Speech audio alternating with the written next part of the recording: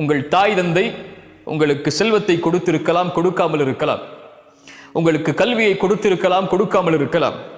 உங்கள் மீது சொத்துக்களை சேர்த்து வைத்திருக்கலாம், சேர்த்து வைக்காமல் இருக்கலாம். உங்களை நல்ல முறையில் பராமரித்திருக்கலாம், பராமரிக்காமல் இருக்கலாம். ஆனால் உங்கள் தாய் தந்தைக்கு காலம் முழுவதும் அவர்களுக்கு அருகிலேயே இருந்து அவர்களுக்கு பணிவிடை செய்து செய்து செய்து செய்து நன்றியை நீங்கள் வெளிப்படுத்தி கொண்டே இருக்க வேண்டும் என்ற ஒரு செயல் உங்களுக்கு இருக்குமானால், எனக்கு இருக்குமானால், என் தாய் தந்தைக்கு நன்றி சொல்வதற்கு லா இலாஹ இல்லல்லாஹ் முஹம்மது ரசூலுல்லாஹ் என்ற ஷஹாதத்தை மொழியக்கூடிய மகளாக அல்லாஹ் இவர்களின் மூலமாக நம்மை உருவாக்கியதுதான்.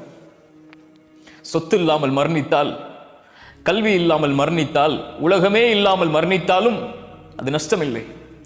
ஆனால் இந்த ஈமான் இல்லாமல் மரணித்தால் அல்லாஹ் அதை இந்த தாய் தந்தை வாயிலாக அல்லாஹ் நமக்கு கொடுத்திருப்பதற்கு நன்றி செலுத்த மறந்து விட்டு